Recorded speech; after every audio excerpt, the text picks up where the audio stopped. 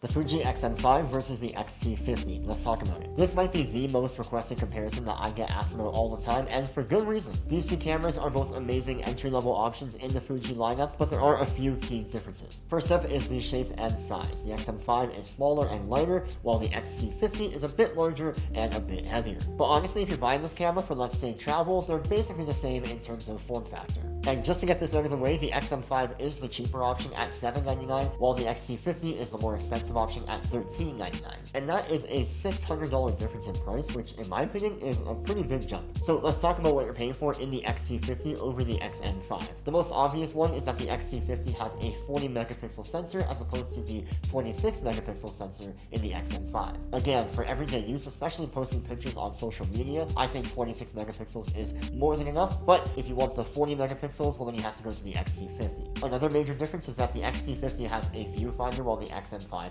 doesn't. I made a whole separate video on whether or not viewfinders are an important tool to have on a camera, and basically it comes down to the person. Some people love them and need them, and others don't really use them that much. And then one of the last major differences on the X-T50 is that it has in-body image stabilization, or IBIS, and the X-M5 doesn't. This is really going to impact your video on the X-M5 because, well, it doesn't have stabilization built in. If you shoot on a tripod, obviously no problem, but if you shoot handheld, big problem. And lastly, this is a bit of a bonus feature, but the X-T50 has a built-in flash while the X-M5 does not. Now, all that being said, there are some features on the X-M5 that the X-T50 doesn't have. For example, in my opinion, the X-M5 has a better screen that is fully articulating and can rotate up, down, out towards you, all the different angles. Whereas the X-T50 only has that one angle swivel screen, which I hate. The X-M50 also has a ton of content creator-specific video features, like product showcase mode, short-form video time limits, vertical video outlines, and lots more. And also, randomly, a really cool built-in mic.